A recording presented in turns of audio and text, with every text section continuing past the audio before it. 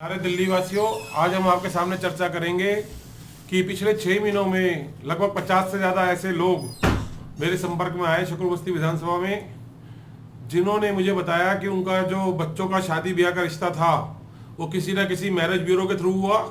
और ये marriage bureau वाले निःशुल्क से लेके 5100 रुपये तक पहले उसका बायोडाटा या फोटो लेकर रजिस्ट्रेशन करते हैं। जिस व्यक्ति का वो रिश्ता कराते हैं, परिवार का, एक परिवार का दूसरे परिवार का, एक लड़के का एक लड़की का मिलन कराते हैं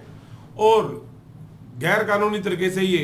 कमीशन लेते हैं और एक फिक्स अमाउंट इनका तय हो जाता है और जिसका ये रिश्ते के रोकने के ऊपर ही पैसे ले लेते हैं ये मैरिज ब्यूरो वाले, जिनके पास ज़्यादातर अनलाइसेंस हैं दिल्ली के अंदर।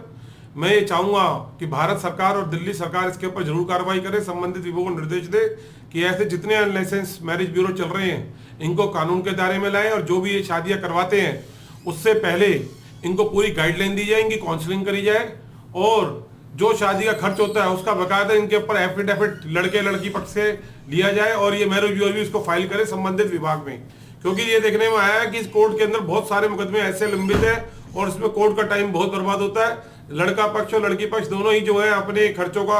खुलासा शादी के पहले नहीं करते और जब इनके आपस में झगड़े पड़ जाते हैं और झगड़े पड़ जाने के बाद कोर्टों के अंदर पहुंच जाते हैं और वहां ये आके इतनी लंबी लंबी सच्ची झूठी लिस्ट लगा रहते हैं करोड़ों रुपए की, जिसका कोई आधार नहीं होता और कोर्ट का माननीय न्यायालय का टाइम बर्बाद होता है और कोर्ट के न्यायालय के अंदर जो और अपराधी हैं जो अन्य गंभीर अपराधों में होते हैं वो बच के निकल जाते हैं। तो मैं चाहूंगा कि मुकदमा दर्ज होना चाहिए, इंसाफ मिलना चाहिए, लेकिन सही विक्टिम को इंसाफ मिलना चाहिए। कानून का कोई गलत इस्तेमाल इस देश में ना करे और इसके लिए मैं ये भी चाहूंगा कि एक फैक्ट आज बता रहा हूँ, ऐसी 20-25 हम सीरीज लाएंगे आपके पास आने वाले दिनों में इन केसों से जुड़ी हुई। एक केस का आज मैं विवरण बता रहा हूँ जो मैंने पिछले 10 केसों का उदाहरण निकाला कि ज्यादातर लड़की जब तलाक देना चाहती है और लड़का उसको डिवोर्स देना चाहता है लड़की को, तो लड़का पक्ष लड़की पे आरोप लगाता है कि वो फीलिंगलेस है और वो उसके काम के लिए नहीं, उस लड़की की उसके काम की नहीं, जबकि उसके बच्चे तक पैदा हो चुके होते हैं। और लड़की का पक्ष लड़के के ऊपर आरोप लगाता है कि वो इंपॉर्टेंस है उसके अंदर, वो भी फीलिंगलेस है। इस तरह की जो बातें होती है ये अपराध बहुत गंभीर होते हैं और मेडिकल साइंस के अंदर और उसके कार्ड का काफी टाइम बर्बाद होता है। तो मैं ये चाहूंगा कि या तो गवर्नमेंट जो है इन मैरिज ब्यूरो के ऊपर सख्त निर्देश दे, शादी से पहले लड़का लड़की दोनों का मेडिकल टेस्ट हो, उनकी फीलिंग्स को कंसीडर करने के लिए उनकी फिजिकल बॉडी की पूरा मेडिकल टेस्ट होना चाहिए और शादी के बाद कंपलसरी कर दो कि अगर ऐसा कुछ होता है तो उस प्रयास के अंदर कि वही 2 साल में 3 साल में मेडिकल टेस्ट उनका होना चाहिए, जिससे कि उसके बाद ही कोर्ट में केस फाइल हो। शपथ के साथ उनकी जो भी एलिगेशन होते हैं लड़के पक्ष की लड़की पक्ष के शपथ के साथ फाइल होना चाहिए केस के अंदर, ताकि अगर कोई भी कोर्ट के दौरान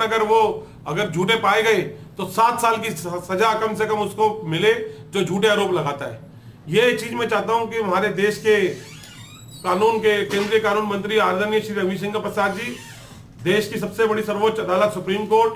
हमारे उच्च न्यायालय दिल्ली हाई कोर्ट और भारत में और जितनी हाई कोर्ट्स है और सभी सेशन कोर्ट्स और एमएम से मेरा ये रिक्वेस्ट है, सभी रोहिणी कोर्ट की बार एसोसिएशन और दिल्ली में जितनी बार एसोसिएशन है भारत में, उनसे भी गुजारिश है कि वो इस चीज को समझे कि अगर इस तरह के केस डाले जाते हैं और जो कि ज्यादातर समझौते हो जाते हैं 90% से ज्यादा केसों के अंदर, तो बिगड़ कोई फैसला हुए लेकिन कोर्ट का एक लंबा टाइम बर्बाद होता है। तो मैं ये चाहूंगा कि सभी जो भी आदमी एलिगेशंस लगाता है उसको शपथ पत्र के साथ फाइल करे और अगर ये कहीं भी साबित हो जाता है कि किसी व्यक्ति ने जानबूझ के किसी भी दूसरी पार्टी को एक्सटोर्ट करने के लिए या उसको झूठे केस में फंसाने के लिए उसके परिवार वालों पे झूठे आरोप लगाए हैं, तो उसके बाद 340 सीआरपीसी के तहत कार्रवाई हो और 3 साल से 7 साल का सख्त सजा का प्रावधान होना चाहिए, जिससे लोग अपनी कानूनी अधिकार का